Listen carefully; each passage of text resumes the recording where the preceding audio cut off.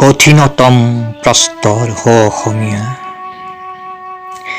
শিল হলে শিলেই অসমীয়া, ভাঙিব নোৱাৰা, কাটিব নোৱাৰা, ফালিব নোৱাৰা, হীৰাতকৈও কঠিন ৰূপ ল, শিল হলে শিলেই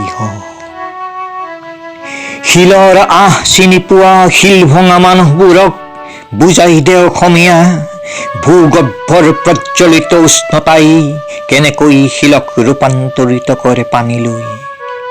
প্ৰয়োজন হলে শিল গলা পানী অসমীয়া, শিল গলা পানী যাতে আহে আহে সোমাব নোৱাৰে সিহঁতৰ আহফলা সংলাপৰ বিষাক্ত আচুৰ।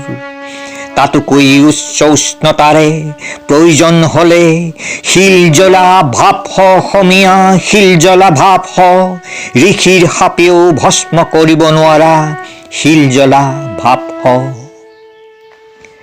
আহি আছে ইতিহাসৰ ক্ৰূৰতম শিলাকুটি, বুজাই দে অসমীয়া, বুজাই দে তাক সেই পুৰাতন সত্য, সকলো শিলত কাটিব নোৱাৰি ধ্যানমগ্ন দেৱতা অথবা নৃত্যৰতা দেৱদাসীৰ উলংগ শিল্প।